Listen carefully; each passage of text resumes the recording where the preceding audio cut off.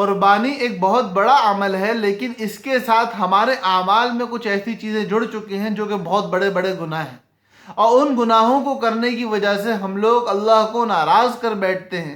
سب سے پہلے یہ بات یاد رکھو کہ ذی الحجہ کے یہ پہلے 10 دن اتنے مبارک دن ہیں، اتنے مبارک دن ہیں کہ ان کے مقابلے کے ایام پورے سال میں شاید ہی کوئی ہو۔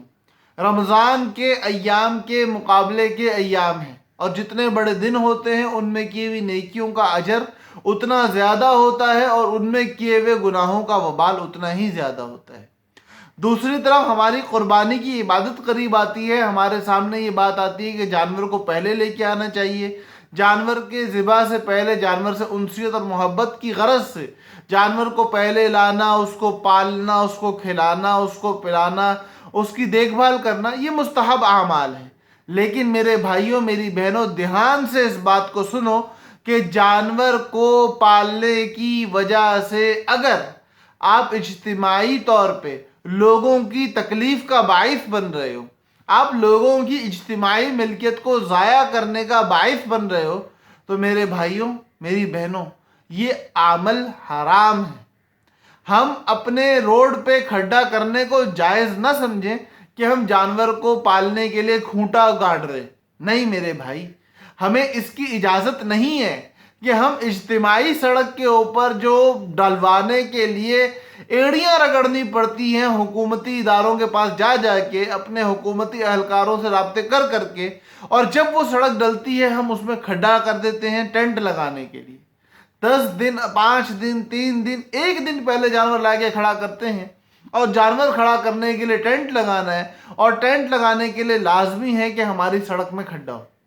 نہیں میرے بھائی، اس کی گنجائش نہیں ہے، اس کی اجازت نہیں ہے ہمیں۔ اسی طرح جانور کو کھڑا کرنے کے لیے اجتماعی سڑک کو بند کرنا اور مسلمانوں کے، انسانوں کے آمد و رفت میں خلل پیدا کرنا، لوگوں کی چلنے پھرنے کے معاملات میں، لوگوں کے گزرنے کے معاملات میں رخنے ڈالنا، نیت یہ ہے کہ میں ایک مستحب کام کر رہا ہوں، لیکن اجتماعی طور پہ ہزاروں لوگوں کو تکلیف پہنچا کے میں ایک حرام کام بھی کر رہا ہوں۔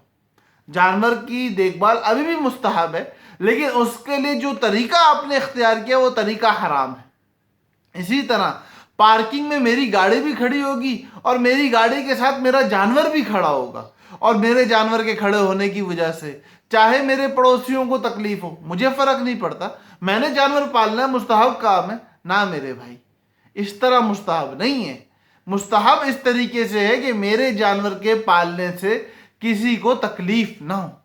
لوگوں کو تکلیف سے بچانا ہماری اولین ترجیح ہے، اس کے بعد اس مستحب کام کو کرنا ہے۔ اس کا طریقہ یہ ہے کہ ہم محلے کی بنیاد پہ، بلڈنگ کی بنیاد پہ، اپنے دوستوں یاروں کی بنیاد پہ کچھ اس بات کی ترتیب بنائیں کہ خالی پلاٹس پہ، خالی گراؤنڈوں میں، یا کوئی اور اس طرح جگہ ہمارے پاس وسیع موجود ہو، وہاں ہم اپنے جانوروں کو پالیں۔ کسی باڑے کے اندر لے جا کے اپنے جانوروں کو چھوڑیں اور وہاں ان کی دیکھ بھال کریں۔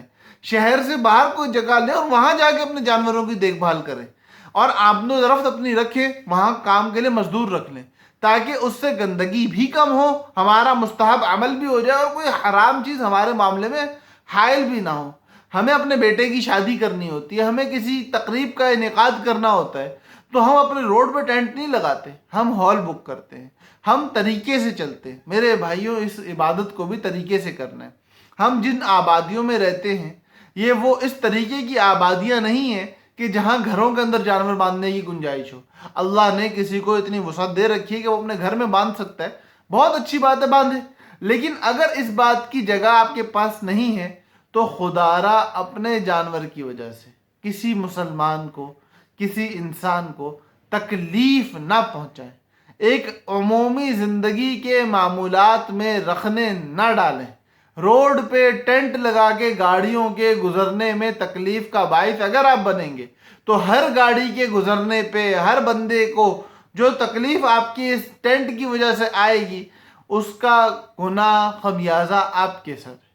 آپ یہ ٹینٹ کے کھونٹے کی وجہ سے اجتماعی سڑک میں جو سوراخ ہوں گے، اس کا گناہ خمیازہ آپ کے سر ہے۔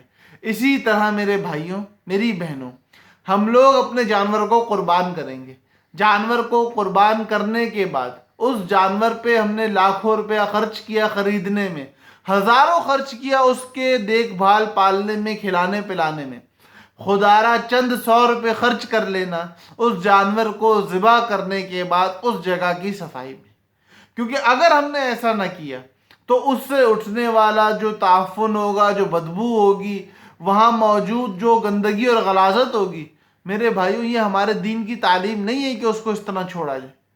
یہ ہمارے دین کی تعلیمات کے بالکل برعکس ہم کام کریں گے. ہمارا دین انسانیت کا، محبت کا، پیار کا، صفائی کا، پاکیزگی کا اور لوگوں کے اجتماعی حقوق کے تحفظ کا دین ہے. ہمیں ایک ایسا شہری بن کے دکھانا ہے کہ ہماری شہریت دیکھ کے، ہمارے ملک سے، ہمارے عوام سے، ہمارے لوگوں سے محبت اور پیار کو دیکھ کے لوگوں کے دل میں اسلام کی طرف آنے کا داعیہ پیدا ہو، نہ کہ ہمارے اس عبادت کو دیکھ کے لوگوں کے دل میں ہمارے سے وحشت پیدا ہو. امید ہے میرے بھائیوں کو، میری بہنوں کو بات سمجھ میں آئی ہوگی. اگر بات لگی ہو ایسی کہ سب تک جائے تو خدارا اس پیغام کو زیادہ سے زیادہ شیئر کریں تاکہ زیادہ سے زیادہ لوگوں تک یہ بات پہنچے اور لوگ اپنی قربانی کے ادا کرنے میں ان گناہوں سے بچ سکیں. اللہ پاک ہم سب کا حامی و ناصر ہو. السلام علیکم ورحمۃ اللہ وبرکاتہ.